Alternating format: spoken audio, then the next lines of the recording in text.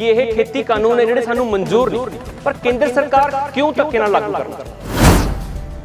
ਹੁਣ ਇੱਕਦਮ ਜੁਲਾਈ ਦੇ ਵਿੱਚ ਆ ਕੇ ਇਹ ਭਾਜੀ ਜਿਹੜਾ ਖਾਨ ਸਾਹਿਬ ਉੱਪਰੋਂ ਕਰੰਟ ਵਾਂਗੂ ਸੁੱਟਿਆ, ਉਹ ਮੋਦੀ ਨੇ ਕਿਸਾਨਾਂ ਤੇ ਸੁੱਟਿਆ। ਮੇਰੀ ਇੱਕ ਚੀਜ਼ ਇੱਥੇ ਹੋਰ ਦੱਸਣ ਵਾਲੀ ਹੈ ਕਿ ਤੂੰ ਕੀ ਕਿਸਾਨ ਨੂੰ ਕਿਵੇਂ ਚੁਣ ਲਿਆ।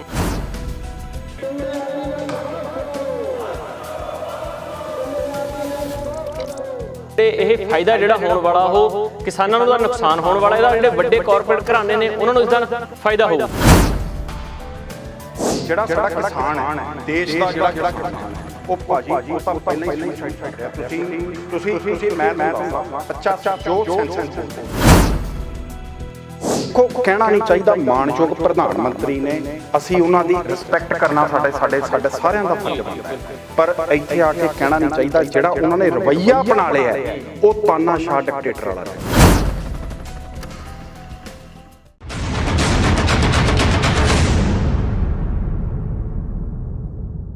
ਸਤਿ ਸ਼੍ਰੀ ਅਕਾਲ ਜੀ, ਤੁਸੀਂ ਦੇਖ ਰਹੇ ਹੋ ਪ੍ਰੋਗਰਾਮ ਗੱਲ ਸੱਚੀ ਹੈ। ਮੈਂ ਹਾਂ ਇਮਰਾਨ ਖਾਨ। ਇਸ ਪ੍ਰੋਗਰਾਮ ਦੇ ਵਿੱਚ ਅਸੀਂ ਵੱਖ-ਵੱਖ ਮੁੱਦਿਆਂ ਤੇ ਚਰਚਾ ਕਰਦੇ ਹਾਂ ਤੇ ਵੱਖ-ਵੱਖ ਮੁੱਦਿਆਂ ਤੇ ਚਰਚਾ ਦੇ ਨਾਲ ਇਸ ਪ੍ਰੋਗਰਾਮ ਦੇ ਵਿੱਚ ਵੱਖ-ਵੱਖ ਮਹਿਮਾਨਾਂ ਦੇ ਤੁਹਾਨੂੰ ਰੂਬਰੂ ਕਰਵਾਉਂਦੇ ਹਾਂ। ਅੱਜ ਜੋ ਸਾਡੇ ਨਾਲ ਮਹਿਮਾਨ ਜੁੜੇ ਨੇ ਉਹ ਨੇ ਘੁੰਮਣ ਬ੍ਰਦਰ, ਜੋ ਕਿ ਮਾਨਯੋਗ ਹਾਈ ਕੋਰਟ ਤੇ ਸੁਪਰੀਮ ਕੋਰਟ ਦੇ ਵਿੱਚ ਵਕਾਲਤ ਕਰ ਰਹੇ ਨੇ। ਸਭ ਤੋਂ ਪਹਿਲਾਂ ਉਹਨਾਂ ਦਾ ਸਵਾਗਤ ਕਰਦੇ ਹਾਂ। ਬਹੁਤ ਧੰਨਵਾਦ ਖਾਨ ਸਾਹਿਬ, ਬਹੁਤ ਧੰਨਵਾਦ ਜੀ। ਘੁੰਮਣ ਜੀ, ਜਿਵੇਂ ਕਿਸਾਨੀ ਅੰਦੋਲਨ ਅੱਜ ਸਿਖਰਾਂ ਤੇ ਪਹੁੰਚਿਆ ਹੋਇਆ, ਕੇਂਦਰ ਸਰਕਾਰ ਦਾ ਉਹੀ ਰਵੱਈਆ ਦੇਖਣ ਨੂੰ ਮਿਲ ਰਿਹਾ ਜਿਵੇਂ ਅੱਜ 40 ਦਿਨ ਹੋ ਗਏ ਕੇਂਦਰ ਸਰਕਾਰ ਦੇ ਇਸ ਕਾਲੇ ਕਾਨੂੰਨਾਂ ਲਿਆਂਦੇ, ਪਰ ਹਰ ਕੋਈ ਬੱਚਾ ਭਾਵੇਂ ਕੋਈ ਬਜ਼ੁਰਗ ਹੋਵੇ, ਭਾਵੇਂ ਬੱਚਾ ਹੋਵੇ, ਕਿਸੇ ਧਰਮ ਦਾ ਹੋਵੇ, ਹਰ ਧਰਮ ਹਰ ਇੱਕ ਇਕੱਤਰਤਾ ਦੇਖਣ ਨੂੰ ਮਿਲ ਰਹੀ ਹੈ। ਹਰ ਕੋਈ ਇਹੀ ਕਹਿ ਰਿਹਾ ਕਿ ਇਹ ਖੇਤੀ ਕਾਨੂੰਨ ਹੈ ਜਿਹੜੇ ਸਾਨੂੰ ਮਨਜ਼ੂਰ ਨਹੀਂ, ਪਰ ਕੇਂਦਰ ਸਰਕਾਰ ਕਿਉਂ ਧੱਕੇ ਨਾਲ ਲਾਗੂ ਕਰਨਾ ਚਾਹੁੰਦੀ ਹੈ। ਦੇਖੋ, ਮੈਂ ਸਟਾਰਟਿੰਗ ਖਾਨ ਸਾਹਿਬ ਇੱਥੋਂ ਕਰੂੰਗਾ ਕਿ ਪਹਿਲਾਂ ਥੋੜ੍ਹਾ ਜਿਹਾ ਮੈਂ ਬਰੀਫ ਕਰਨਾ ਚਾਹੁੰਦਾ। ਦੇਖੋ, ਇਹ ਜਿਹੜੇ ਕਾਨੂੰਨ ਨੇ, ਇਹ ਕਾਨੂੰਨ ਨੂੰ ਘੜਨ ਤੋਂ ਪਹਿਲਾਂ ਦੇਖੋ ਸਾਡੇ ਦੇਸ਼ ਦਾ ਇੱਕ ਸਿਸਟਮ ਹੈ, ਉਹ ਇਹ ਹੈ ਕਿ ਡੈਮੋਕ੍ਰੇਸੀ ਜਿਹੜੀ ਲੋਕਤੰਤਰ ਹੈ, ਅਸੀਂ ਦੇਸ਼ ਦਾ ਜਿਹੜਾ ਹਿੱਸਾ ਉਹ ਲੋਕਤੰਤਰ ਹੈ। ਭਾਜੀ 3 ਤਰ੍ਹਾਂ ਦੇ ਸਿਸਟਮ ਵਰਲਡ 'ਚ ਚੱਲਦੇ ਨੇ। ਲੋਕਤੰਤਰ ਹੈ, ਫਿਰ ਡਿਕਟੇਟਰਸ਼ਿਪ ਹੈ, ਫਿਰ ਮੋਨਾਰਚੀ ਜਿਹਨੂੰ ਬੋਲਦੇ ਹਾਂ ਅਸੀਂ। ਲੋਕਤੰਤਰ 'ਚ ਕੀ ਹੈ? Of the people, by the people, for the people. ਲੋਕਾਂ ਲਈ, ਲੋਕਾਂ ਵੱਲੋਂ ਚੁਣੀ ਸਰਕਾਰ, ਅਸੀਂ ਆਪਣੇ ਵਿੱਚੋਂ ਇੱਕ ਨੁਮਾਇੰਦੇ ਨੂੰ ਉੱਪਰ ਭੇਜਦੇ ਹਾਂ ਜੀ। ਹੁਣ ਲੋਕਾਂ ਵੱਲੋਂ ਇਹ ਲੋਕਤੰਤਰ ਹੈ। ਦੇਖੋ, ਇੱਕ ਗ੍ਰੀਕ ਵਰਡ ਹੈ ਡੈਮੋਕ੍ਰੇਸੀ, ਜਿਹੜਾ ਡੈਮੋ ਦਾ ਮਤਲਬ ਕੀ ਹੈ? ਪੀਪਲ, ਜਨਤਾ। ਤੇ ਕਾਰਤੂਸ ਅੱਗੇ ਜਿਹੜਾ ਆਉਂਦਾ ਹੈ, ਜਿਹੜਾ ਤੁਸੀਂ ਗ੍ਰੀਕ ਵਰਡ ਹੈ ਕਰਾਤੂਸ, ਉਹ ਹੈ ਪਾਵਰ ਆਫ ਗਵਰਨਮੈਂਟ ਜੀ। ਹੁਣ ਸਾਡਾ ਜਿਹੜਾ ਲੋਕਤੰਤਰ ਹੈ ਉਹਦੇ ਵਿੱਚ ਭਾਜੀ ਸਰਕਾਰ ਦੇ ਵਿੱਚ ਖਾਨ ਸਾਹਿਬ ਅਸੀਂ ਅੱਗੇ ਬੰਦੇ ਭੇਜਦੇ ਹਾਂ ਆਪਣੇ ਤੋਂ ਚੁਣ ਕੇ, ਔਰ ਉਹ ਦੇਖਦੇ ਕੀ ਨੇ? ਲੋਕਾਂ ਦੀ ਜ਼ਰੂਰਤ ਦੇ ਹਿਸਾਬ ਨਾਲ ਵੀ ਆਹ ਕਾਨੂੰਨ ਘੜੋ, ਇਹਦੀ ਜ਼ਰੂਰਤ ਹੈ, ਆਹ ਫਲਾਣੀ ਸੜਕ ਹੈ, ਕੁਛ ਵੀ ਤੁਸੀਂ ਸਿਸਟਮ ਕਹਿ ਲਓ, ਕਿ ਭਾਵੇਂ ਤੁਸੀਂ ਇਹ ਕਹਿ ਲਓ ਕਿ ਪਾਣੀ ਕੱਢਣਾ ਹੈ, ਡਰੇਨਸ ਨੇ, ਕੈਨਲਸ ਨੇ, SYL ਹੈ, ਉਹ ਲੋਕਾਂ ਦੇ ਸਵਾਰਥ ਲਈ, ਇੰਟਰਸਟ ਲਈ ਅਸੀਂ ਕਾਨੂੰਨ ਜਿਹੜੇ ਨੇ ਉਹ ਘੜਦੇ ਹਾਂ। ਹੁਣ ਨੰਬਰ ਦੂਜਾ, ਡਿਕਟੇਟਰਸ਼ਿਪ ਦੀ ਮੈਂ ਗੱਲ ਕਰ ਰਿਹਾ ਸੀ। ਡਿਕਟੇਟਰਸ਼ਿਪ 'ਚ ਕੀ ਹੈ? ਜਿਹੜੀ ਵਰਲਡ ਦੇ ਵਿੱਚ ਕੁਝ ਕੁ ਦੇਸ਼ ਨੇ, ਜਿੱਦਾਂ ਤੁਹਾਨੂੰ ਵੀ ਪਤਾ ਹੋਣਾ ਜਨਰਲ ਗਦਾਫੀ ਰਿਹਾ, ਜਨਰਲ ਸਦਾਮ ਹੁਸੈਨ ਰਹੇ ਨੇ, ਹੋਰ ਦੇਸ਼ ਜਿਹੜੇ ਨੇ, ਹਿਟਲਰ ਸੀਗਾ, ਠੀਕ ਹੈ, ਹਿਟਲਰ ਬੜਾ ਵੱਡਾ ਇੱਕ ਡਿਕਟੇਟਰ ਰਿਹਾ। ਉੱਥੇ ਕੀ ਹੁੰਦਾ ਅੱਜ ਕੱਲ੍ਹ? ਉਹ ਜਿਹੜਾ ਹੈਗਾ ਨਾਰਥ ਕੋਰੀਆ ਵਾਲਾ ਜੀ, ਉਹ ਚੱਲ ਰਿਹਾ ਸਰ। ਉੱਥੇ ਕੀ ਹੁੰਦਾ? ਇੱਕ ਬੰਦੇ ਦੇ ਹੱਥ 'ਚ ਪਾਵਰ ਰਹਿੰਦੀ ਹੈ, ਉਹ ਲੋਕਾਂ ਲਈ ਕੁਛ ਨਹੀਂ, ਉਹ ਫੈਸਲੇ ਆਪ ਹੀ ਕਰ ਦਿੰਦਾ ਹੈ। ਹੁਣ ਸਾਡੇ ਦੇਸ਼ ਦੇ ਵਿੱਚ ਸੇਮ ਸਿਸਟਮ, ਦੇਖੋ ਮੈਂ ਇੱਕ ਲੀਗਲ ਫੈਟਰਨਿਟੀ ਨੂੰ ਬਿਲੋਂਗ ਕਰਦਾ, ਪਰ ਖਾਨ ਸਾਹਿਬ ਇੱਥੇ ਕਹਿਣ 'ਚ ਕੋਈ ਦੋ ਰਾਏ ਨਹੀਂ। ਦੇਖੋ, ਤੁਹਾਨੂੰ ਕਿਸੇ ਨੇ ਇਹ ਕਾਨੂੰਨ ਘੜਨ ਲਈ ਕੋਈ ਰਿਪਰੈਜ਼ੈਂਟੇਸ਼ਨ, ਕੋਈ ਕਿਸੇ ਕਿਸਾਨ ਯੂਨੀਅਨ ਵੱਲੋਂ, ਕਿਸੇ ਫਾਰਮਰਸ ਐਸੋਸੀਏਸ਼ਨ ਵੱਲੋਂ, ਕਿਸੇ ਹੋਰ ਕਿਸੇ ਨੇ ਨਹੀਂ ਦਿੱਤੀ। ਇੱਕਦਮ ਪਹਿਲਾਂ ਤਾਂ ਮਾਰਚ ਦੇ ਵਿੱਚ ਕਰੋਨਾ ਅਸਮਾਨ ਤੋਂ ਡਿੱਗਦਾ, ਆਫਤ ਸਾਰੀ ਦੁਨੀਆ ਤੇ ਆਉਂਦੀ ਹੈ। ਉਹਦੇ ਦੌਰਾਨ ਅਪ੍ਰੈਲ ਦੇ ਵਿੱਚ ਸਾਡੀਆਂ ਜਿਹੜੀਆਂ ਫਸਲਾਂ ਨੇ ਉਹ ਕੱਟੀਆਂ ਜਾਂਦੀਆਂ ਨੇ, ਕਣਕ ਦੀ ਵਾਢੀ ਹੁੰਦੀ ਹੈ, ਔਰ ਕਿਸਾਨ ਖੇਤਾਂ 'ਚ ਕੰਮ ਕਰ ਰਿਹਾ ਹੈ। ਨੋ ਡਾਊਟ ਬਾਕੀ ਦੇ ਧੰਦੇ ਬੰਦ ਸੀ, ਕਿਸਾਨ ਨੂੰ ਇਹ ਲੱਗਿਆ ਕਿ ਚੱਲ ਯਾਰ ਮੇਰਾ ਧੰਦਾ ਜਿਹੜਾ ਉਹ ਚੱਲ ਰਿਹਾ। ਹੁਣ ਇੱਕਦਮ ਜੁਲਾਈ ਦੇ ਵਿੱਚ ਆ ਕੇ ਇਹ ਭਾਜੀ ਜਿਹੜਾ ਖਾਨ ਸਾਹਿਬ ਉੱਪਰੋਂ ਕਰੰਟ ਵਾਂਗੂ ਸੁੱਟਿਆ, ਉਹ ਮੋਦੀ ਨੇ ਕਿਸਾਨਾਂ ਤੇ ਸੁੱਟਿਆ। ਮੇਰੀ ਇੱਕ ਚੀਜ਼ ਇੱਥੇ ਹੋਰ ਦੱਸਣ ਵਾਲੀ ਹੈ ਕਿ ਤੂੰ ਕਿ ਕਿਸਾਨ ਨੂੰ ਕਿਵੇਂ ਚੁਣ ਲਿਆ।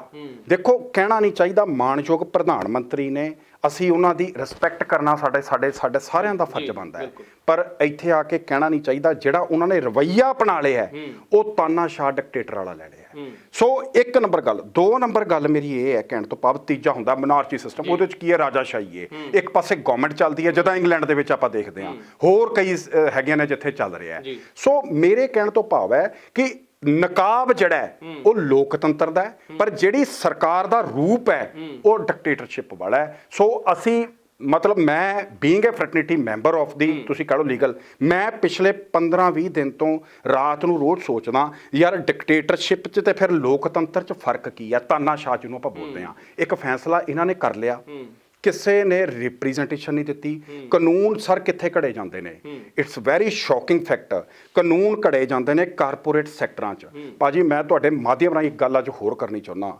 ਦੇਖੋ ਤੁਹਾਡੇ ਰਾਹੀਂ ਬੜੇ ਸਾਨੂੰ ਦੇਖ ਰਹੇ ਨੇ, ਇਹ ਜਵਾਬ ਦੇ ਸਿਰਫ 5-7 ਬੰਦਿਆਂ ਦੇ ਨੇ। ਜਿਹੜੀ ਪ੍ਰੈਜ਼ੈਂਟ ਸਰਕਾਰ ਹੈ ਨਾ, ਉਹ 5-7 ਘਰਾਣਿਆਂ ਦੀ ਜਵਾਬਦੇਹ ਹੈ। ਮੈਂ ਤੁਹਾਨੂੰ ਇੱਕ ਫੈਕਟ ਹੋਰ ਦੱਸ ਦਿੰਦਾ, ਇਹ ਸਾਡੇ ਦੇਸ਼ ਦੀ ਅਨਫੋਰਚੂਨੇਟਲੀ ਬਦਕਿਸਮਤੀ ਨਹੀਂ ਹੈਗੀ। ਇਹ ਭਾਜੀ ਇਹੀ ਸਿਸਟਮ ਅਮਰੀਕਾ 'ਚ ਵੀ ਹੈ। ਅਮਰੀਕਾ 'ਚ ਭਾਵੇਂ ਟਰੰਪ ਗਵਰਨਮੈਂਟ ਸੀ, 10 ਘਰਾਣੇ ਵੱਡੇ ਉਹ ਨੇ ਜਿਹੜੇ ਅਮਰੀਕਾ ਨੂੰ ਚਲਾਉਂਦੇ ਨੇ। ਸੋ ਉੱਦਾਂ ਹੀ ਸਾਡੇ ਦੇਸ਼ ਦੇ ਵਿੱਚ ਹੈ, ਜਿੱਦਾਂ ਅਸੀਂ ਭੀੜ ਦਾ ਇੱਕ ਹਿੱਸਾ। ਸਾਨੂੰ ਇਹ ਜਵਾਬਦੇਹ ਨਹੀਂ ਹੈਗੇ। ਇਹ ਜਵਾਬਦੇਹ ਕਿਹਨੂੰ ਨੇ? ਇਹ ਜਵਾਬਦੇਹ ਨੇ ਵੱਡੇ ਬਿਜ਼ਨਸਮੈਨਾਂ ਨੂੰ। ਦੇਖੋ ਅੰਬਾਨੀ, ਅਡਾਨੀ, ਇਹਨਾਂ ਤੋਂ ਇਲਾਵਾ ਇਕੱਲੇ ਇਹੀ ਨਹੀਂ, ਹੋਰ ਕਾਰਪੋਰੇਟ ਸੈਕਟਰ ਜਿਹੜੇ ਵੱਡੇ ਨੇ ਉਹਨਾਂ ਦਾ ਭਾਜੀ ਇਹ ਉਹਨਾਂ ਨੂੰ ਜਵਾਬਦੇਹ ਨੇ। ਕਿਉਂਕਿ ਉਹ ਦੇਖੋ ਡੈਫੀਨੇਟਲੀ ਜਦੋਂ ਪੋਲੀਟੀਕਲ ਸਿਸਟਮ ਦੇ ਵਿੱਚ ਉਹਨਾਂ ਨੇ ਸਾਰਾ ਸਿਸਟਮ ਮੈਨੇਜ ਕਰਨਾ, ਜਿਹਨੂੰ ਆਪਾਂ ਗੁੱਡੀ ਮੀਡੀਆ ਬੋਲਦੇ ਹਾਂ, ਹੋਰ ਸਿਸਟਮ ਨੇ ਭਾਜੀ ਇਹੀ ਨਹੀਂ। ਇਹਨਾਂ ਦੇ ਪਲੇਨਸ ਤੋਂ ਲੈ ਕੇ ਇਹਨਾਂ ਦਾ ਸਾਰਾ ਸੋਸ਼ਲ ਮੀਡੀਆ ਭਾਜੀ ਉਹ ਖਰਚਾ ਕਰਦੇ ਨੇ। ਜਦੋਂ ਉਹ ਖਰਚਾ ਕਰਨਗੇ ਤਾਂ ਡੈਫੀਨੇਟਲੀ ਉਹਨਾਂ ਦੀ ਆਸ ਵੀ ਹੋਏਗੀ। ਸੋ ਮੇਰੇ ਕਹਿਣ ਤੋਂ ਭਾਵ ਇਹ ਹੈ ਕਿ ਇਹ ਆਮ ਜਨਤਾ ਨੂੰ ਜਵਾਬਦੇਹ ਨਹੀਂ, ਇਹ ਜਵਾਬਦੇਹ ਨੇ ਉਹ 5-7 ਯਾਨੀ ਕਿ ਸਿੱਧੇ ਤੌਰ ਤੇ ਤੁਸੀਂ ਇਹੀ ਕਹਿਣਾ ਚਾਹੁੰਦੇ ਹੋ ਕਿ ਜਿਹੜੇ ਇਹ ਫਾਇਦਾ ਜਿਹੜਾ ਹੋਣ ਵਾਲਾ ਉਹ ਕਿਸਾਨਾਂ ਨੂੰ ਦਾ ਨੁਕਸਾਨ ਹੋਣ ਵਾਲਾ, ਇਹਦਾ ਜਿਹੜੇ ਵੱਡੇ ਕਾਰਪੋਰੇਟ ਘਰਾਣੇ ਨੇ ਉਹਨਾਂ ਨੂੰ ਇਸ ਦਾ ਫਾਇਦਾ ਹੋਊਗਾ। ਦੇਖੋ ਖਾਨ ਸਾਹਿਬ, ਕੇਂਦਰ ਸਰਕਾਰ ਯਾਨੀ ਕਿ ਉਹਨਾਂ ਨੂੰ ਫਾਇਦਾ ਦੇਣਾ ਚਾਹੁੰਦੀ ਆ। ਦੇਖੋ ਜਨਰਲ ਪਬਲਿਕ ਨੂੰ ਤਾਂ ਜਵਾਬਦੇਹ ਹੈ ਨਹੀਂ। ਇਹ ਜਵਾਬਦੇਹ ਕਿਹਨੂੰ ਨੇ? ਜਿਨ੍ਹਾਂ ਨੇ ਪੈਸਾ ਲਾਇਆ, ਜਿਨ੍ਹਾਂ ਨੇ ਇਨਵੈਸਟਮੈਂਟ ਕੀਤੀ ਹੈ। ਹੁਣ ਹੁੰਦਾ ਕੀ ਹੈ, ਹੁਣ ਉਹ ਕਾਰਪੋਰੇਟ ਸੈਕਟਰ ਜਿਹੜੇ ਨੇ ਉਹ ਇਹਨਾਂ ਨੂੰ ਆਪਣੇ ਕਾਰਪੋਰੇਟ ਵਕੀਲਾਂ 'ਚ ਬੈਠ ਕੇ ਇੱਕ ਕਾਨੂੰਨ, ਭਾਜੀ ਇਹ ਪ੍ਰੈਕਟੀਕਲ ਗੱਲ ਹੈ, ਇਹ ਬਿੰਦੀ ਤੇ ਕੋਮਾ ਵੀ ਚੇਂਜ ਨਹੀਂ ਹੋਇਆ। ਜਿੱਦਾਂ ਦੇ ਕਾਨੂੰਨ ਘੜੇ ਗਏ ਨੇ ਕਾਰਪੋਰੇਟ ਸੈਕਟਰਾਂ ਦੇ ਘਰਾਂ ਦੇ ਵਿੱਚ ਏਸੀ ਵਾਲੇ ਕਮਰਿਆਂ 'ਚ ਬੈਠ ਕੇ, ਉਹੀ ਕਾਨੂੰਨ ਜਿਹੜੇ ਨੇ ਉਹ ਲਾਗੂ ਕਰ ਦਿੱਤੇ ਗਏ ਨੇ। ਨੰਬਰ 1, ਹੁਣ ਸਾਡੇ ਦੇਸ਼ ਦੇ ਵਿੱਚ ਮੇਰਾ ਦੂਜਾ ਭਾਜੀ ਟੌਪਿਕ ਇਹ ਹੋਏਗਾ ਕਿ ਲੋਕਤੰਤਰ ਦਾ ਘਾਣ ਕਿੱਦਾਂ ਹੋਇਆ। ਦੇਖੋ ਲੋਕਤੰਤਰ ਦਾ ਘਾਣ, ਮੈਂ ਦਲੀਲ, ਦੇਖੋ ਮੈਂ ਇੱਕ ਐਡਵੋਕੇਟ ਹਾਂ, ਮੇਰਾ ਫਰਜ਼ ਬਣਦਾ ਮੈਂ ਦਲੀਲ ਨਾਲ ਗੱਲ ਕਰਾਂ। ਕਾਨੂੰਨ ਲੋਕ ਸਭਾ 'ਚ ਜਾਂਦੇ ਨੇ ਜੀ, ਲੋਕ ਸਭਾ 'ਚ ਜਾਂਦੇ ਨੇ। ਲੋਕ ਸਭਾ ਦੇ ਵਿੱਚ 350 ਦੀ ਲਗਭਗ ਮੈਜੋਰਟੀ ਸੀ, ਨੋ ਡਾਊਟ। ਚਲੋ ਜੀ ਇਹਨਾਂ ਨੇ ਵੋਟਿੰਗ ਕਰਕੇ ਕਰ ਲਿਆ। ਹੁਣ ਉਹ ਕਾਨੂੰਨ ਰਾਜ ਸਭਾ 'ਚ ਜਾਂਦੇ ਨੇ। ਰਾਜ ਸਭਾ ਦੇ ਵਿੱਚ ਇਹਨਾਂ ਕੋਲ ਮੈਜੋਰਟੀ ਬਿਲਕੁਲ ਨਹੀਂ ਸੀ। ਸੋ ਉੱਥੇ ਆ ਕੇ ਸਰ ਇਹਨਾਂ ਦਾ ਕਲੀਅਰ ਕੱਟ ਘਾਣ ਕਰਦੇ ਨੇ। ਔਰ ਕੋਈ ਵੀ ਉੱਥੇ ਜੀ ਇਹਨਾਂ ਨੇ ਕੀਤਾ ਕਿ ਵਾਇਸ ਵੋਟਿੰਗ ਦਾ ਸਰ ਕੋਈ ਰੂਲ ਨਹੀਂ। ਸੋ ਉੱਥੇ ਵਾਇਸ ਵੋਟਿੰਗ ਕਰਕੇ ਰਾਜ ਸਭਾ ਦੇ ਵਿੱਚ, ਪਰ ਮੋਦੀ ਸਾਹਿਬ ਇਹ ਕਹਿ ਰਹੇ ਨੇ ਕਿ ਇਹ ਕਾਨੂੰਨ ਜਿਹੜੇ ਰਾਤੋਂ ਰਾਤ ਨਹੀਂ ਬਣੇ, ਇਹ 20-25 ਸਾਲ ਪਹਿਲਾਂ ਤੋਂ ਬਣੇ ਨੇ ਕਾਨੂੰਨ। ਦੇਖੋ ਮੈਂ ਖਾਨ ਸਾਹਿਬ ਤੁਹਾਡੇ ਨਾਲ ਇੱਕ ਚੀਜ਼ ਅੱਜ ਹੋਰ ਇੱਥੇ ਕਹੂੰਗਾ। ਕਾਨੂੰਨ ਜਿਹੜਾ ਸਾਡਾ ਕਿਸਾਨ ਹੈ, ਦੇਸ਼ ਦਾ ਜਿਹੜਾ ਕਿਸਾਨ ਹੈ, ਉਹ ਭਾਜੀ ਉਹ ਤਾਂ ਪਹਿਲਾਂ ਹੀ ਸੁਸਾਈਡ ਕਰ ਰਿਹਾ। ਤੁਸੀਂ ਮੈਂ ਤੁਹਾਨੂੰ ਦੱਸਦਾ 85 ਜੋ ਸੈਂਸਸ ਬੋਲਦੇ ਨੇ, ਸੈਂਸਸ ਇਹ ਬੋਲਦੇ ਨੇ ਸਾਡੇ ਦੇਸ਼ ਦਾ 85% ਜਿਹੜਾ ਕਿਸਾਨ ਹੈ ਉਹ 5 ਏਕੜ ਤੋਂ ਛੋਟਾ ਹੈ। ਔਰ 2016 ਦੇ ਸੈਂਸਸ ਕੱਢ ਲਓ ਤੁਸੀਂ, ਬਾਕੀ ਦੇ ਇਹਨਾਂ ਦੀ ਹਾਲਤ ਜਿਹੜੀ ਹੈ ਉਹ ਦਿਨ ਬਾਏ ਦਿਨ ਡਾਊਨ ਆ ਰਹੀ ਹੈ। ਸੋ ਸੁਸਾਈਡ ਜਿਹੜੇ ਨੇ ਉਹ ਇੱਕ ਪਾਸੇ ਚੱਲ ਰਹੇ ਨੇ। ਸੋ ਸਾਡੇ ਦੇਸ਼ ਦਾ ਜਿਹੜਾ ਭਾਜੀ ਸਿਸਟਮ ਹੈ ਉਹ ਬਿਲਕੁਲ ਫਾਰਮਰਸ ਦਾ, ਦੇਖੋ ਅਸੀਂ ਇੱਕ ਫਾਰਮਰ ਫੈਮਿਲੀ ਨੂੰ ਬਿਲੋਂਗ ਕਰਦੇ ਹਾਂ। ਆਪਾਂ ਨੂੰ ਪਤਾ ਹੈ ਵੀ ਫਾਰਮਰ ਜਿਹੜਾ ਹੈ ਉਹ ਡੇ ਬਾਏ ਡੇ ਸੁਸਾਈਡ ਹੋਰ ਚੱਲ ਰਿਹਾ ਹੈ। ਸੋ ਇਹਨਾਂ ਨੇ ਇਹ ਜਿਹੜੀ ਗੱਲ ਕਰਦੇ ਨੇ ਕਿ 20-25, ਹੁਣ ਫਿਰ ਤਾਂ 2004 ਦੇ ਵਿੱਚ ਸਵਾਮੀਨਾਥਨ ਦੀ ਰਿਪੋਰਟ ਵੀ ਆਈ ਹੈ। ਸਵਾਮੀਨਾਥਨ ਦੀ ਰਿਪੋਰਟ ਨੂੰ ਅੱਜ ਤੱਕ ਇਗਨੋਰ ਕੀਤਾ ਗਿਆ ਹੈ। ਔਰ ਮੈਂ ਤੁਹਾਡੇ ਮਾਧਿਅਮ ਰਾਹੀਂ ਦੱਸਣਾ ਚਾਹੁੰਦਾ, ਦੇਖੋ ਦੁਨੀਆ ਤੇ ਇੱਕ ਨਾ ਐਕਸ ਪਾਰਟੀ ਆਰਡਰ ਹੁੰਦਾ ਹੈ। ਐਕਸ ਪਾਰਟੀ ਕੀ ਹੈ, ਸਾਡੀਆਂ ਕੋਰਟਾਂ ਦੇ ਵਿੱਚ ਚੱਲਦਾ ਹੈ ਕਿ ਇੱਕ ਪਾਰਟੀ ਨੇ ਅਪਰੋਚ ਕਰ ਲਿਆ ਤੇ ਜੱਜ ਸਾਹਿਬ ਕੋਸ਼ਿਸ਼ ਕਰਦੇ ਨੇ, ਦੂਜੀ ਪਾਰਟੀ ਨਹੀਂ ਪ੍ਰੈਜ਼ੈਂਟ ਹੁੰਦੀ। ਉੱਥੇ ਕੀ ਹੁੰਦਾ ਜੀ, ਇੱਕ ਪਾਸੜ ਆਰਡਰ ਦੇਤਾ। ਹੁਣ ਇਸ ਕੇਸ ਦੇ ਵਿੱਚ ਵੀ ਖਾਨ ਸਾਹਿਬ ਸੇਮ ਹੈ। ਇਹਨਾਂ ਨੇ ਐਕਸ ਪਾਰਟੀ ਦਾ ਮਤਲਬ ਹੈ ਇੱਕ ਪਾਸੜ, ਤੁਸੀਂ ਇੱਕ ਲੈ ਕੇ ਇੱਕ ਫੈਸਲਾ ਕਰਤਾ। ਜਦੋਂ ਦੂਜੀ ਧਿਰ ਪੰਜਾਬ 'ਚ ਬੈਠੀ ਹੌਲੀ ਹੌਲੀ ਕੂਚ ਕਰਦੇ ਦਿੱਲੀ ਨੂੰ ਗਏ। ਇਹਨਾਂ ਨੇ ਦੇਖੋ ਟ੍ਰਾਇਲ ਕੋਰਟ ਤੋਂ ਲੈ ਕੇ ਸੁਪਰੀਮ ਕੋਰਟ ਤੱਕ ਇੱਕ ਰੂਲ ਆਫ ਲਾਅ ਹੈ, ਉਹ ਕੱਲਾ ਇੰਡੀਆ 'ਚ ਨਹੀਂ ਸਾਰੇ ਵਰਲਡ 'ਚ, ਕਿ ਜੇਕਰ ਦੂਜੀ ਧਿਰ ਨਹੀਂ ਆਉਂਦੀ ਤਾਂ ਐਕਸ ਪਾਰਟੀ ਆਰਡਰ ਕਰ ਦਿਓ, ਜੇਕਰ ਉਹ ਨਹੀਂ ਚਾਹੁੰਦੀ ਤਾਂ ਇੱਕ ਪਾਸੇ ਕਰ ਦਿਓ। ਹੁਣ ਇੱਥੇ ਦੂਜੀ ਧਿਰ ਪਿਛਲੇ 40 ਦਿਨਾਂ ਤੋਂ 40 ਦਿਨ ਤਾਂ ਹੁਣ ਦਿੱਲੀ ਨੂੰ ਹੋ ਗਏ, ਉਸ ਤੋਂ ਪਹਿਲਾਂ ਸਮਝ ਲਓ ਜੁਲਾਈ ਦੇ ਲੱਗੇ ਆ ਵੀ ਇਦਾਂ ਨਾ ਕਰੋ। ਤਾਂ ਇਹ ਦੇਖੋ ਅੜੀਅਲ ਰਵੱਈਆ ਸੁਪਰੀਮ ਕੋਰਟ ਦੇ ਤੱਕ ਥਲੜੀ ਟ੍ਰਾਇਲ ਕੋਰਟ ਤੋਂ ਲੈ ਕੇ ਸੈਸ਼ਨ ਤੇ ਸੁਪਰੀਮ ਕੋਰਟ ਤੱਕ ਇੱਕ ਕਾਨੂੰਨ ਹੈ ਕਿ ਜੇਕਰ ਦੂਜੀ ਧਿਰ ਆ ਜਾਂਦੀ ਹੈ ਦੋਨਾਂ ਧਿਰਾਂ ਨੂੰ ਸੁਣ ਕੇ ਦੁਬਾਰਾ ਫੈਸਲਾ ਕਰੋ। ਸੋ ਇਹਨਾਂ ਨੇ ਇਸ ਚੀਜ਼ ਨੂੰ ਬਿਲਕੁਲ ਤਹਿਸ ਨਹਿਸ ਜਿਹੜਾ ਬਈ ਇਹ ਮਾਮਲਾ ਜਿਹੜਾ ਕੋਰਟ ਤੱਕ ਵੀ ਪਹੁੰਚਿਆ ਸੀ। ਕੋਰਟ ਨੇ ਵੀ ਹਾਲਾਂਕਿ ਇਹ ਕਿਹਾ ਸੀ ਕਿ ਇਸ ਤਰ੍ਹਾਂ ਜਿਹੜਾ ਹੱਲ ਨਹੀਂ ਨਿਕਲਣਾ, ਜਿਹੜਾ ਹੱਲ ਨਿਕਲੇਗਾ ਉਹ ਟੇਬਲ ਟਾਕ ਤੇ ਹੀ ਨਿਕਲੇਗਾ। ਹਾਂਜੀ ਦੇਖੋ ਮੈਂ ਦੱਸਦਾ, ਸੁਪਰੀਮ ਕੋਰਟ ਦੇ ਵਿੱਚ ਇੱਕ ਕੋਈ ਪਟੀਸ਼ਨਰ ਸੀਗਾ ਭਾਜੀ, ਉਹਨੇ ਪਬਲਿਕ ਇੰਟਰਸਟ ਲਿਟੀਗੇਸ਼ਨ ਫਾਈਲ ਕਰਤੀ। ਉਹਨੇ ਇਹ ਕਹਿ ਕੇ ਕੀਤੀ ਕਿ ਇਹ ਜਿਹੜੇ ਰਾਹ ਨੇ ਸਾਫ਼ ਕਰਾਏ ਜਾਣ, ਸਾਨੂੰ ਲੋਕਲ ਰੈਜ਼ੀਡੈਂਟਸ ਨੂੰ ਪ੍ਰੋਬਲਮ ਹੁੰਦੀ ਹੈ। ਹੁਣ ਉਹਦੇ 'ਚ ਅਸੀਂ ਪਾਰਟੀ ਤਾਂ ਹੈ ਨਹੀਂ ਸੀ, ਸਾਨੂੰ ਕੋਈ ਯੂਨੀਅਨਸ ਨੂੰ ਪਾਰਟੀ ਬਣਾ ਲਿਆ। ਸੋ ਉਹ ਜਿਹੜੀ ਪਟੀਸ਼ਨ ਹੈ ਉਹ ਕਿਸੇ ਵੱਲੋਂ ਪਾਈ ਗਈ ਹੈ, ਅਸੀਂ ਉਹਦੇ 'ਚ ਜਵਾਬਦੇਹ ਹਾਂ, ਸਾਡੇ ਵੱਲੋਂ ਦਾਖਲ ਨਹੀਂ ਕੀਤੀ ਗਈ, ਨਾ ਕਿਸੇ ਯੂਨੀਅਨ ਵੱਲੋਂ ਕੀਤੀ ਗਈ ਹੈ। ਉਹਦੇ ਵਿੱਚ ਕੋਰਟ ਦੇ ਵਿੱਚ ਸਗੋਂ ਉਹਨਾਂ ਨੇ ਗੱਲ ਰੱਖੀ ਵੀ ਇਹਨਾਂ ਨੂੰ ਇੱਥੋਂ ਕਰ ਦਿਓ, ਤੁਸੀਂ ਫਰਕ ਕਰੋ। ਹੁਣ ਇਸ਼ੂ ਉੱਥੇ ਜੱਜ ਸਾਹਿਬ ਨੇ ਇਹ ਜ਼ਰੂਰ ਕਿਹਾ ਕਿ ਇਹਨਾਂ ਦਾ ਰਾਈਟ ਬਣਦਾ, ਇਹਨਾਂ ਨੂੰ ਪ੍ਰੋਟੈਸਟ ਪੀਸਫੁਲ ਨੇ, ਪ੍ਰੋਟੈਸਟ ਕਰਨ ਦਿਓ। ਸਰ ਇੱਕ ਚੀਜ਼ ਮੈਂ ਤੁਹਾਨੂੰ ਹੋਰ ਤੁਹਾਡੇ ਮਾਧਿਅਮ ਰਾਹੀਂ ਦੱਸਣੀ ਚਾਹੁੰਦਾ, ਦੇਖੋ ਲੋਕਾਂ ਵੱਲੋਂ ਚੁਣ ਕੇ ਇੱਕ ਪ੍ਰਧਾਨ ਮੰਤਰੀ ਬਣਾਤਾ। ਬਿਲਕੁਲ। ਹੁਣ ਜਿੱਥੋਂ ਤੱਕ ਸਾਡੀ ਸਮਝ ਆ ਰਹੀ ਹੈ, ਸਮਝ ਉਹਨੂੰ ਵੀ ਲੱਗ ਗਈ ਵੀ ਫੈਸਲਾ ਜਲਦਬਾਜ਼ੀ 'ਚ ਹੋ ਗਿਆ। ਸਮਝ ਉਹਨੂੰ ਵੀ ਲੱਗ ਗਈ ਵੀ ਇਹ ਜਿਹੜਾ ਫੈਸਲਾ ਹੈ ਮੈਂ ਕਾਹਲੀ 'ਚ ਕਰ ਬੈਠੇ ਆ, ਅਸੀਂ ਕਿਸੇ ਨੂੰ ਪੁੱਛਿਆ ਨਹੀਂ, ਕਾਰਪੋਰੇਟ ਸੈਕਟਰਾਂ ਦੇ ਮੈਂ ਥੱਲੇ ਲੱਗ ਕੇ ਉਹਨਾਂ ਦੀਆਂ ਗੱਲਾਂ ਸੁਣ ਕੇ ਫੈਸਲਾ ਕਰਤਾ। ਹੁਣ ਘਰ ਦੇ ਵਿੱਚ ਇੱਕ ਕਰਤਾ ਹੁੰਦਾ ਹੈ, ਅਸੀਂ ਪੜਿਆ ਭਾਜੀ ਕਰਤਾ ਕੀ ਇਹ ਸੀਨੀਅਰ ਹੈ ਵੀ ਉਹਨੇ ਇੱਕ ਫੈਸਲਾ ਕਰ ਲਿਆ। ਹੁਣ ਬਾਕੀ ਦੇ ਜੀ ਕਹਿ ਰਹੇ ਨੇ, ਸਾਰੇ ਜੀ ਇਕੱਠੇ ਹੋ ਗਏ ਵੀ ਇਹ ਫੈਸਲਾ ਸਾਡੇ ਹੱਕ 'ਚ ਨਹੀਂ, ਸਾਡੇ ਲਈ ਤੂੰ ਸਾਡੇ ਲਈ ਫੈਸਲਾ ਲੈ ਰਿਹਾ ਨਾ, ਸਾਨੂੰ ਨਹੀਂ ਇਹ ਚਾਹੀਦਾ, ਤੂੰ ਵਾਪਸ ਕਰ ਲੈ। ਹੁਣ ਗੱਲ ਯਾਨੀ ਕਿ ਈਗੋ ਤੇ ਆ ਗਈ। ਹੁਣ ਗੱਲ ਈਗੋ ਤੇ ਆ ਗਈ। ਹੁਣ ਉਹਨੂੰ ਇੱਕ ਹੋਮੋ ਹੈ ਕਿ ਬੀਇੰਗ ਏ ਪ੍ਰਾਈਮ ਮਿਨਿਸਟਰ, ਯਾਰ ਮੈਂ ਤਾਂ ਇੱਕ ਫੈਸਲਾ ਲੈ ਲਿਆ, ਮੈਂ ਉਸ ਤੋਂ ਪਿੱਛੇ ਨਹੀਂ ਹੋਣਾ। ਦੇਖੋ ਮੇਰੀ ਇੱਕ ਗੱਲ ਹੈ, ਤੂੰ ਪ੍ਰਾਈਮ ਮਿਨਿਸਟਰ, ਤੂੰ ਪਿਛਲੇ 40 ਦਿਨ ਤਾਂ ਤੈਨੂੰ ਦਿੱਲੀ 'ਚ ਹੋ ਗਏ, ਤੂੰ ਮੈਨੂੰ ਤਾਂ ਤੇਰੀ ਇੱਕ ਗੱਲ ਦੀ ਇਹ ਨਹੀਂ ਸਮਝ ਆਉਂਦੀ ਵੀ ਰਾਤ ਨੂੰ ਤੈਨੂੰ ਨੀਂਦ ਕਿਵੇਂ ਆਉਂਦੀ ਹੈ। ਦੇਖੋ ਛੋਟੇ ਬੱਚੇ ਤੋਂ ਲੈ ਕੇ ਭਾਜੀ 40 ਲਗਭਗ ਜਾਨਾਂ ਨੇ, ਤੁਸੀਂ ਵੀ ਕੱਲ ਦੇਖਿਆ ਹੋਣਾ ਕਿ ਜਿਹੜਾ ਬਜ਼ੁਰਗ ਡਿੱਗਿਆ ਭਾਜੀ, ਮਨ ਜਿਹੜਾ ਉਹ ਖਰਾਬ ਹੁੰਦਾ ਹੈ। ਉੱਪਰੋਂ ਬਾਰਿਸ਼ ਹੋ ਰਹੀ ਸੀ ਉੱਪਰੋਂ। ਆਪਾਂ ਤੁਸੀਂ ਮੈਨੂੰ ਗੱਲ ਦੱਸੋ, ਇਹ ਕਿਸਾਨ ਹੈ ਦੇਸ਼ ਦਾ, ਇਹਨੇ ਕੀ ਮਾੜੀ ਗੱਲ ਕਰਤੀ। ਦੇਖੋ ਭੰਡਾਰ ਪਹਿਲਾਂ ਤਾਂ ਤੁਸੀਂ ਪ੍ਰਮੋਟ ਕੀਤਾ, ਜਦੋਂ ਤੁਹਾਨੂੰ ਮੈਂ ਦੱਸਣਾ ਭਾਜੀ ਥੋੜਾ ਜਿਹਾ ਬੈਕ ਜਾਂਦੇ ਆ, ਕਾਲ ਆ ਗਿਆ ਸੀ, ਕਾਲ ਭੰਡਾਰ ਆ ਗਿਆ ਸੀ ਆਪਣੇ ਦੇਸ਼ ਦੇ ਵਿੱਚ ਦਹਾਕਾ 1960 ਤੋਂ ਲੈ ਕੇ 70-75 ਦੇ ਗੇੜ 'ਚ। ਇਹਨਾਂ ਨੇ ਹਰੀ ਕ੍ਰਾਂਤੀ ਲਿਆਂਦੀ, ਜਿਹਨੂੰ ਆਪਾਂ ਇਨਕਲਾਬ ਬੋਲਦੇ ਹਾਂ, ਉਹ ਲੈ ਕੇ ਆਏ। ਇਹਨਾਂ ਨੇ ਕਿਹਾ ਜੀ ਤੁਸੀਂ ਫਸਲ, ਹੁਣ ਜਦੋਂ ਤਾਂ ਤੁਹਾਨੂੰ ਲੋੜ ਸੀ ਉਦੋਂ ਤਾਂ ਤੁਸੀਂ ਇਹ ਸਾਰਾ ਸਿਸਟਮ ਭਾਜੀ ਕਰਵਾ ਲਿਆ। ਜਦੋਂ ਹੁਣ ਮੈਂ ਇੱਕ ਚੀਜ਼ ਹੋਰ ਪੁੱਛਣੀ ਚਾਹੁੰਦਾ, ਦੇਖੋ ਫੂਡ ਕਾਰਪੋਰੇਸ਼ਨ ਆਫ ਇੰਡੀਆ ਇਹ ਕਿਉਂ ਘਾਟੇ 'ਚ, ਇਹ ਘਾਟੇ 'ਚ ਜਾ ਰਹੇ ਸੀਗੇ, ਨੋ ਡਾਊਟ ਇਹ ਜਾ ਰਹੇ ਸੀ। ਇਹਨਾਂ ਨੇ ਕਰਪਸ਼ਨ ਨੂੰ ਨੱਥ ਪਾਉਣ ਦੀ ਕੋਸ਼ਿਸ਼ ਨਹੀਂ ਕੀਤੀ। ਉਹਨਾਂ ਨੇ ਇਹ ਨਹੀਂ ਦੇਖਿਆ ਵੀ ਜਿੱਥੇ ਕਰਪਸ਼ਨ ਹੁੰਦੀ ਹੈ ਆਪਾਂ ਉਹਦਾ ਸਿਸਟਮ ਦੇਖੋ, ਅੰਨ ਖਰਾਬ ਹੁੰਦਾ ਆਪਾਂ ਉਹਦਾ ਸਿਸਟਮ ਦੇਖੀਏ, ਉਹ ਨਹੀਂ ਕੀਤਾ। ਆ ਜਾ ਕੇ ਸਿਰਫ ਜਿਹੜੀ ਤੁਸੀਂ ਇਹ ਕਹਿ ਲਓ ਵੀ ਜਿਹੜੀ ਗਾਜ ਸੀਗੀ ਉਹ ਕਿਸਾਨਾਂ ਦੇ ਉੱਪਰ ਸੁੱਟਤੀ। ਇਹ ਨਹੀਂ ਦੇਖਿਆ ਵੀ ਫੂਡ ਕਾਰਪੋਰੇਸ਼ਨ ਆਫ ਇੰਡੀਆ ਉਹਦੇ ਵਿੱਚ ਅਮੈਂਡਮੈਂਟਸ ਕਰੋ, ਸਟਾਫ ਦਾ ਸਿਸਟਮ ਦੇਖੋ, ਉਹ ਨਹੀਂ ਕੀਤਾ। ਸੋ ਇੱਕ ਬਹਾਨਾ ਬਣਾ ਕੇ ਹੁਣ ਮੈਂ ਤੁਹਾਨੂੰ ਇੱਕ ਸਿਸਟਮ ਹੋਰ ਦੱਸ ਦਿੰਦਾ। ਦੇਖੋ ਨਾਰਮਲ ਸਿਸਟਮ 'ਚ ਕੀ ਹੁੰਦਾ ਹੈ, ਸਾਡੇ ਕਿਸਾਨ ਜਿਹੜੇ ਨੇ, ਜਿਹੜੇ ਬਾਕੀ ਦੇ ਵਪਾਰੀ ਵਰਗ ਵੀ ਨੇ ਭਾਜੀ, ਜਿਹੜਾ 25 ਤੋਂ 30 ਰੁਪਏ ਆਪਾਂ ਨੂੰ ਮੱਕੀ ਦਾ ਆਟਾ ਮਿਲਦਾ ਹੈ, 30 ਤੋਂ 35 ਰੁਪਏ ਸਾਨੂੰ ਕਣਕ ਦਾ ਜਿਹੜਾ ਆਟਾ ਉਹ ਮਿਲ ਜਾਂਦਾ ਹੈ, 70-80 ਰੁਪਏ ਬਾਸਮਤੀ ਦੇ ਰਾਈਸ ਮਿਲਦੇ ਨੇ ਜੀ ਭਾਜੀ। ਤੁਸੀਂ ਆ ਜਾਣ ਦੋ। ਦੇਖੋ ਹੁਣਾ ਕੀ ਹੈ, ਅਡਾਨੀਆਂ ਨੇ ਸਾਈਲੋ ਬਣਾ ਰਹੇ ਨੇ, ਮੈਂ ਤੁਹਾਡੇ ਚੈਨਲ ਰਾਹੀਂ ਦੱਸਣਾ ਚਾਹੁੰਦਾ। ਕੋਟਕਪੂਰਾ ਫਰੀਦਕੋਟ ਦੇ ਵਿੱਚ ਜਦੋਂ ਆਪਾਂ ਮੋਗਾ ਕ੍ਰੋਸ ਕਰਦੇ ਹਾਂ, ਅਡਾਨੀਆਂ ਦਾ ਭਾਜੀ ਫਰੀਦਕੋਟ ਤੋਂ ਪਹਿਲਾਂ ਬੜਾ ਵੱਡਾ ਆਉਂਦਾ। ਔਰ ਇੱਕ ਹੋਰ ਸਾਈਲੋ, ਉਹ ਸਾਈਲੋ ਕੀ ਹੈ, ਉਹ ਸਾਰਾ ਭਾਜੀ ਐਲੂਮੀਨੀਅਮ ਦਾ ਬਣ ਰਿਹਾ ਹੈ। ਉਹਦੇ ਵਿੱਚ ਕੀ ਹੈ, ਉਹ ਕਰੋੜਾਂ ਖਰਬਾਂ ਰੁਪਈਏ ਲਾ ਰਹੇ ਨੇ, ਕਿੰਨੇ ਮੀਟ੍ਰਿਕ ਟਨ। ਔਰ ਉਹਨਾਂ ਨੇ, ਮੈਂ ਤੁਹਾਡੇ ਚੈਨਲ ਰਾਹੀਂ ਦੱਸ ਦਿੰਦਾ, ਅਡਾਨੀਆਂ ਨੇ ਆਲਮੋਸਟ FCI ਦਾ ਸਾਰਾ ਇਨਫਰਾਸਟ੍ਰਕਚਰ ਖਰੀਦ ਲਿਆ ਜੀ। ਇਨਫਰਾਸਟ੍ਰਕਚਰ 'ਚ ਉਹਨਾਂ ਦਾ ਸਾਰਾ ਸਿਸਟਮ ਆ ਜਾਣਾ, ਗੋਦਾਮਸ ਆ ਗਏ, ਉਹਨਾਂ ਦਾ ਇਨਫਰਾਸਟ੍ਰਕਚਰ ਉਹ ਖਰੀਦਣਾ ਹੈ। ਉਹਨਾਂ ਨੇ ਭਾਜੀ ਸਾਰਾ ਸਿਸਟਮ ਆਪਣੇ ਹਿਸਾਬ ਨਾਲ ਮੈਨੇਜ ਕਰਨਾ ਹੈ। ਉਦੋਂ ਬਾਅਦ ਜਿਹੜੇ ਰਿਲਾਇੰਸ ਹੈ, ਫਿਰ ਉਹ ਰਿਲਾਇੰਸ ਦੇ ਮੋਲ 'ਚ ਜਾਣਾ ਹੈ। ਮਰਜ਼ੀ ਦੇ ਭਾਅ ਲਾਉਣਗੇ। ਉਹ ਆਪਣੀ ਮਰਜ਼ੀ ਦੇ ਭਾਅ ਵੀ ਮੈਂ ਤੁਹਾਨੂੰ ਦੱਸ ਦਿੰਦਾ ਭਾਜੀ 100 ਤੋਂ 150 ਰੁਪਏ ਤੋਂ ਘੱਟ ਦੇਖੋ ਆਪਾਂ ਜਾਂਦੇ ਆ ਪਤੰਜਲੀ 44 ਰੁਪਏ ਤੁਸੀਂ ਅੱਜ ਫੋਰਚੂਨ ਦਾ ਜਿਹੜਾ ਹੈਗਾ ਤੇਲ ਜਿਹੜਾ ਉਹ ਦਿੰਦੇ ਨੇ ਉਹ ਡੈਫੀਨਿਟਲੀ ਆਪਣੇ ਰੇਟ ਲਾਣਗੇ ਕਿਉਂਕਿ ਐਮਐਨਸੀਜ਼ ਨੇ। ਸੋ ਮੇਰੇ ਕਹਿਣ ਤੋਂ ਭਾਵ ਇਹ ਹੈ ਵੀ ਕਿਸਾਨ ਜਿਹੜਾ ਸਾਡੇ ਦੇਸ਼ ਦਾ, ਅਸੀਂ ਭਾਜੀ ਇੱਕ ਚੀਜ਼ ਹੋਰ ਦੱਸਣੀ ਚਾਹੁੰਦਾ, 2 ਕਿੱਲੇ 4 ਕਿੱਲੇ 5 ਕਿੱਲੇ, ਹੁਣ ਉਹ ਕੀ ਕਰਦਾ ਸੀ, ਆੜਤੀਏ ਨੂੰ ਫੋਨ ਕਰਦਾ ਸੀ ਜੀ ਮੈਨੂੰ 5000 10000 ਧੀ ਦੇ ਜਾਣਾ ਫਲਾਣੀ ਜਗ੍ਹਾ ਤੇ ਜਾਣਾ ਮੇਰਾ ਸਾਰੋ, ਉਹ ਭਾਜੀ ਨੋ ਡਾਊਟ ਸਾਡਾ ਇੱਕ ਰਿਸ਼ਤਾ ਸੀ ਉਹ ਸਾਰਦੇ ਸੀ।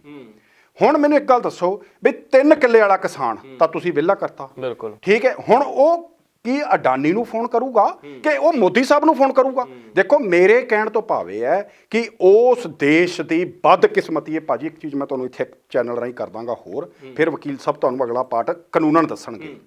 ਸਾਡੇ ਦੇਸ਼ ਦੀ ਬਦਕਿਸਮਤੀ ਇੱਕ ਬੜੀ ਵੱਡੀ, ਮੈਂ ਤੁਹਾਡੇ ਚੈਨਲ ਰਾਹੀਂ ਕਲੀਅਰ ਕਰ ਦੇਣਾ, ਜਿਹੜੇ ਦੇਸ਼ ਦੀ ਜਨਤਾ ਨੂੰ ਕੋਟਾਂ ਤੋਂ ਵਿਸ਼ਵਾਸ ਉੱਠ ਜਾਵੇ ਉਸ ਦੇਸ਼ ਦੀ ਕਿਸਮਤ ਇਦੋਂ ਵੱਧ ਮਾੜੀ ਹੋ ਨਹੀਂ ਸਕਦੀ।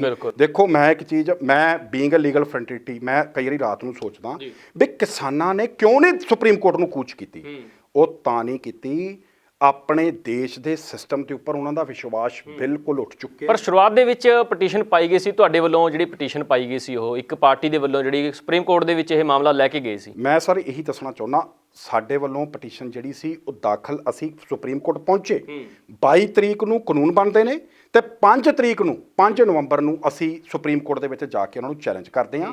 ਪਰ ਬਾਕੀ ਦੀਆਂ ਜਿਹੜੀਆਂ ਜਥੇਬੰਦੀਆਂ ਸੀ ਉਹਨਾਂ ਨੇ ਇੱਕ ਫੈਸਲਾ ਕਰ ਲਿਆ, ਕਿਉਂਕਿ 32 ਜਥੇਬੰਦੀਆਂ ਸੀ, ਉਹ ਕਹਿੰਦੇ ਕਿ ਆਪਾਂ ਜਦੋਂ ਜਾਣਾ ਇਕੱਠਿਆਂ ਨੇ ਜਾਣਾ। ਸੋ ਮੋٹے ਤੌਰ ਤੇ ਜੋ ਮੈਨੂੰ ਸਮਝ ਆਈ ਉਹ ਇਹ ਆਈ ਕਿ ਉਹਨਾਂ ਨੂੰ ਦੇਸ਼ ਦੀ ਕਾਨੂੰਨ ਔਰ ਦੇਸ਼ ਦੀ ਜਿਹੜੀ ਸਰਵਉੱਚ ਅਦਾਲਤ ਜਿਹਨੂੰ ਅਸੀਂ ਮਾਣਯੋਗ ਸੁਪਰੀਮ ਕੋਰਟ ਬੋਲਦੇ ਹਾਂ ਉਸ ਤੇ ਵਿਸ਼ਵਾਸ ਨਹੀਂ। ਦੇਸ਼ ਦੇ ਜੱਜਾਂ, ਦੇਖੋ ਇਸ ਚੀਜ਼ ਲਈ ਸਾਡੀ ਜੁਡੀਸ਼ਰੀ ਜਿਹੜੀ ਹੈ ਬਿਲਕੁਲ ਪਾਕਿਸਤਾਨ ਤੋਂ ਮਾੜਾ ਸਿਸਟਮ ਸਾਡੇ ਦੇਸ਼ 'ਚ ਨਹੀਂ, ਇਹ ਮੈਂ ਅੱਜ ਵੀ ਕਹਿਣਾ। ਪਰ ਭਾਜੀ ਮੈਂ ਉਹਨਾਂ ਲਈ ਇੱਕ ਬੜੀ ਵੱਡੀ ਇਨਾਮ, ਉਹ ਦੇਸ਼ ਨੂੰ ਮੈਂ ਵੱਡਾ ਸਿਸਟਮ ਕਹੂੰਗਾ ਕਿ ਸਰ ਮੁਸ਼ਰਫ ਵਰਗੇ ਨੂੰ ਵੀ ਤਾਨਾਸ਼ਾਹ ਨੂੰ ਉਹਨਾਂ ਨੇ ਸਜ਼ਾਵਾਂ ਦਿੱਤੀਆਂ ਨੇ, ਉਹਨਾਂ ਤੇ ਪੈਸੇ ਪਾਏ ਨੇ। ਉਹਨਾਂ ਦਾ ਜਿਹੜਾ ਸਾਬਕਾ ਪ੍ਰਧਾਨ ਮੰਤਰੀ ਸੀਗਾ ਨਵਾਜ਼ ਸ਼ਰੀਫ, ਉਹ ਅੱਜ ਤੱਕ ਸਜ਼ਾ ਕੱਟ ਰਿਹਾ ਹੈ। ਦੇਖੋ ਇੱਥੇ ਆ ਕੇ ਸੁਪਰੀਮ ਕੋਰਟ 'ਚੋਂ ਕਿਉਂ ਨਹੀਂ ਗਏ? ਕਿਉਂਕਿ ਮਾਣਯੋਗ ਇੱਕ ਸਾਡੇ ਸਾਬਕਾ ਚੀਫ ਜਸਟਿਸ ਆਫ ਇੰਡੀਆ ਨੇ, ਮੈਂ ਤੁਹਾਡੇ ਚੈਨਲ ਰਾਹੀਂ ਨਾਮ ਨਹੀਂ ਲੈਣਾ ਚਾਹੁੰਦਾ, ਉਹ ਚੀਫ ਜਸਟਿਸ ਸਾਡੇ ਨੇ ਰਫੇਲ ਤੇ ਫੈਸਲਾ ਦਿੱਤਾ।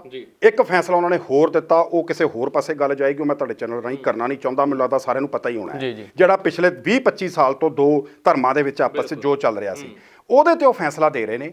ਉਹ ਫੈਸਲਾ ਦੇਣ ਤੋਂ ਬਾਅਦ ਭਾਜੀ 3 ਮਹੀਨੇ ਹਜੇ ਉਹ ਘਰ ਨਹੀਂ ਆਏ ਤੇ ਉਹਨਾਂ ਨੂੰ ਐਮਪੀ ਦੀ ਜਿਹੜੀ ਹੈਗੀ ਹੈ ਜੀ ਉਹ ਸਹੁੰ ਚੁਕਵਾ ਰਹੇ ਨੇ ਬੀਜੇਪੀ ਜਿਹੜੀ ਗਵਰਨਮੈਂਟ ਹੈਗੀ ਹੈ, ਸੈਂਟਰਲ ਗਵਰਨਮੈਂਟ। ਔਰ ਉਹਨਾਂ ਦੀ ਮੈਨੂੰ ਇੱਕ ਹੋਰ ਚੀਜ਼ ਹੀ ਸਮਝ ਨਹੀਂ ਆਈ ਵੀ ਚੀਫ ਜਸਟਿਸ ਆਫ ਇੰਡੀਆ ਦਾ ਰੈਂਕ ਅਸੀਂ ਉਹਨੂੰ ਪ੍ਰਮਾਤਮਾ ਦੇ ਬਰਾਬਰ ਕਹਿੰਦੇ ਆ। ਮਾਈ ਲਾਰਡ, ਅਸੀਂ ਕੋਰਟ ਦੇ ਵਿੱਚ ਮਾਈ ਲਾਰਡ ਕਹਿੰਦੇ ਆ।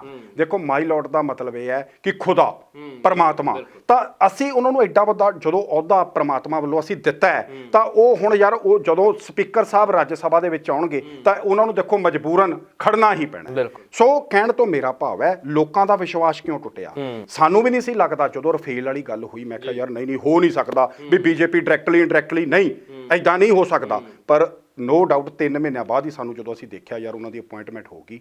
ਸੋ ਇਹਨਾਂ ਗੱਲਾਂ ਕਰਕੇ ਮੈਂ ਫਿਰ ਉਸੇ ਮੁੱਦੇ ਤੇ ਆਉਣਾ, ਇਹਨਾਂ ਗੱਲਾਂ ਕਰਕੇ ਭਾਜੀ ਦੇਸ਼ ਦੀ ਜਿਹੜੀ ਅਦਾਲਤ ਹੈ ਉਹਦੇ ਤੋਂ, ਕਿਉਂਕਿ ਹੁੰਦਾ ਕੀ ਹੈ ਕਹਿਣ ਨੂੰ, ਜੁਡੀਸ਼ਰੀ ਨੰਬਰ 1 ਤੇ, ਐਗਜ਼ੀਕਿਊਟਿਵ ਜੁਡੀਸ਼ਰੀ, ਫਿਰ ਉਦੋਂ ਬਾਅਦ ਲੈਜਿਸਲੇਟਿਵ, ਫਿਰ ਐਗਜ਼ੀਕਿਊਟਿਵ ਤੇ ਚੌਥਾ ਜਿਹੜਾ ਸਤੰਭ ਸਾਡਾ ਮੀਡੀਆ ਦਾ। ਸੋ ਇਹ 4 ਮੁੱਖ ਨੇ। ਪਰ ਪ੍ਰੈਕਟੀਕਲੀ ਜੇ ਆਪਾਂ ਗੱਲ ਕਰੀਏ ਕਹਿਣ ਨੂੰ ਤਾਂ ਜੁਡੀਸ਼ਰੀ ਹੈ ਟੌਪ ਤੇ, ਲੈਜਿਸਲੇਟਿਵ ਬਾਅਦ ਚ ਨੇ, ਫਿਰ ਐਗਜ਼ੀਕਿਊਟਿਵ ਆ ਗਏ, ਦੈਨ ਫਿਰ ਆਪਣਾ ਤੁਹਾਡਾ ਆ ਗਿਆ ਹਨਾ। ਕਹਿਣ ਨੂੰ ਤਾਂ ਇਹ 4 ਨੇ ਡੈਮੋਕ੍ਰੇਸੀ ਦੇ ਮੁੱਖ ਹਿੱਸੇ। ਪਰ ਜੁਡੀਸ਼ਰੀ ਜਿਹੜੀ ਨਾ ਭਾਜੀ ਉਹ ਆਪਣਾ ਸਿਸਟਮ ਸਾਡਾ ਛੱਡ ਕੇ ਉਹ ਥੱਲੇ ਆ ਗਈ। ਲੈਜਿਸਲੇਟਿਵ ਲੋਕਾਂ ਦਾ ਵਿਸ਼ਵਾਸ ਜਿਹੜਾ ਟੁੱਟ ਗਿਆ। ਦੇਖੋ ਪ੍ਰੈਕਟੀਕਲ ਕੀ ਹੈ? ਪ੍ਰੈਕਟੀਕਲ ਇਹ ਹੈ ਕਿ ਜਿਹੜੀ ਜੁਡੀਸ਼ਰੀ ਸਾਡੇ ਸਿਸਟਮ 'ਚ ਹੈ ਉਹ ਸਭ ਤੋਂ ਟੌਪ ਤੇ ਰਹਿੰਦੀ ਹੈ, ਠੀਕ ਹੈ। ਪਰ ਸਾਡੇ ਮਾਣਯੋਗ ਜੱਜਾਂ ਨੂੰ ਸ਼ੀਸ਼ੇ ਅੱਗੇ ਖੜ ਕੇ ਇਹ ਚੀਜ਼ ਦੇਖਣੀ ਪਊਗੀ, ਉਹਨਾਂ ਨੂੰ ਵੀ ਝਾਤੀ ਮਾਰਨੀ ਪਊਗੀ ਵੀ ਅੱਜ ਜੇ ਕਿਸਾਨ ਔਖਾ ਹੈ ਤਾਂ ਦੇਸ਼ ਦੀ ਸੁਪਰੀਮ ਕੋਰਟ ਨੂੰ। ਦੇਖੋ ਇੱਕ ਹੋਰ ਚੀਜ਼ ਮੈਂ ਤੁਹਾਡੇ ਚੈਨਲ ਲਈ ਕਹਿ ਦੇਣਾ ਚਾਹੁੰਦਾ, ਸੋ ਮੋਟੋ ਸੀ। ਸੋ ਮੋਟੋ ਕੀ ਹੁੰਦਾ ਹੈ? ਤੁਸੀਂ ਅਪਰੋਚ ਨਹੀਂ ਕੀਤਾ, ਮਾਣਯੋਗ ਜਿਹੜਾ ਜੱਜ ਹੈ ਸਾਡਾ, ਇਹ ਹਾਈ ਕੋਰਟ ਤੇ ਸੁਪਰੀਮ ਕੋਰਟ ਕਰ ਸਕਦੀ ਸੀ। ਭਾਜੀ ਕਿਸੇ ਜੱਜ ਨੇ ਇੰਨੀ ਜ਼ਰੂਰਤ ਨਹੀਂ ਕੀਤੀ ਕਿ ਸੋ ਮੋਟੋ ਲਈ ਇਹਨਾਂ ਨੂੰ ਕਾਲ ਕਰ ਲੈਂਦੇ। ਬਿਲਕੁਲ ਐਡਾ ਵੱਡਾ, ਦੇਖੋ ਬੱਚੇ ਤੁਸੀਂ ਕੀ ਦੇਖਦੇ ਹੋ ਸਾਡੇ ਜੱਜ ਸਾਹਿਬਾਨ ਨੇ, ਉਹਨਾਂ ਨੂੰ sir they are fully aware.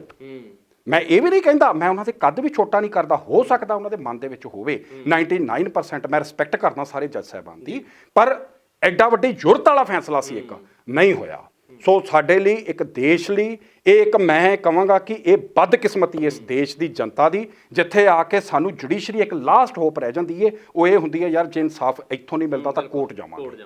So court ਵਾਲੀ ਜਿਹੜੀ ਹੋਪ ਹੈ, ਪਰ ਹੁਣ ਅੱਜ ਉਹ ਵੀ ਖਤਮ ਹੋ ਗਿਆ, ਉਹ ਵੀ ਅੱਜ ਤੁਸੀਂ ਕਹਿ ਸਕਦੇ ਹੋ ਖਤਮ ਹੋ ਗਈ। ਚਲੋ ਆਉਣ ਵਾਲੇ ਟਾਈਮ 'ਚ ਮੈਂ ਇਹ ਨਹੀਂ ਕਹੂੰਗਾ ਕਿ ਚਲੋ ਕਿਸਾਨਾਂ ਲਈ ਇੱਕ ਲਾਸਟ ਰਾਹ ਹੈਗਾ, ਆਪਾਂ ਇਹ ਲੜਾਈ ਲੜਦੇ ਹਾਂ, ਲੜੀਏ ਡਟ ਕੇ, ਪੂਰਾ ਪੰਜਾਬੀ ਸਾਰੇ ਸਾਥ ਦੇ ਰਹੇ ਨੇ। ਮੈਂ ਇਹ ਚੀਜ਼ ਜ਼ਰੂਰ ਕਹਿਣੀ ਚਾਹੂੰਗਾ ਕਿ ਲਾਸਟ ਜਿਹੜਾ ਰਿਜ਼ੋਰਟ ਆ ਫਿਰ ਦੇਖਾਂਗੇ ਸੁਪਰੀਮ ਕੋਰਟ ਤੋਂ। ਚਲੋ ਹਜੇ ਵਿੰਡੋ ਜਿਹੜੀ ਓਪਨ ਹੈ ਹੀ ਹੈ, ਸੋ ਆਪਾਂ ਨਿਰਾਸ਼ ਵੀ ਨਹੀਂ ਹੁੰਦੇ, ਹਜੇ ਵਿੰਡੋ ਓਪਨ ਹੈਗੀ ਹੈ, ਦੇਖਾਂਗੇ, ਲੈਟਸ ਸੀ। ਹਾਂਜੀ। ਸੋ ਇਹ ਸੀ GS ਘੁੰਮਣ, ਜਿਨ੍ਹਾਂ ਨੇ ਬਾਖੂਬੀ ਦੇ ਨਾਲ ਸਾਰੇ ਜਿਹੜੀ ਵਿਚਾਰ ਚਰਚਾ ਕੀਤੀ ਹੈ, ਕਾਨੂੰਨਾਂ ਦੇ ਬਾਰੇ ਵੀ ਦੱਸਿਆ, ਤੇ ਨਾਲ ਹੀ ਕੇਂਦਰ ਸਰਕਾਰ ਦੇ ਉਹ ਜਿਹੜੇ ਕਾਲੇ ਕਾਨੂੰਨ ਲੈ ਕੇ ਆਏ ਆ, ਤੇ ਨਾਲ ਹੀ ਕਿਸਾਨਾਂ ਦੀ ਜਿਹੜੀਆਂ ਤਰਾਸ਼ਦੀਆਂ ਦੇਖਣ ਨੂੰ ਮਿਲ ਰਹੀਆਂ, ਸਾਰਾ ਇਹਨਾਂ ਨੇ ਨੇੜੇ ਤੋਂ ਦੇਖਿਆ। ਉਸ ਸੰਘਰਸ਼ ਦੇ ਵਿੱਚ ਵੀ ਇਹ ਵਿਚਰੇ ਨੇ, ਉਸ ਤੇ ਆਪਣਾ ਜਿਹੜੇ ਇਹਨਾਂ ਨੇ ਪ੍ਰਤੀਕਰਮ ਦਿੱਤੇ ਨੇ। ਹੁਣ ਸਾਡੇ ਨਾਲ ਜਿਹੜੇ ਮਹਿਮਾਨ ਨੇ, ਅਗਲੇ ਮਹਿਮਾਨ ਜੁੜਨਗੇ GPS ਘੁੰਮਣ।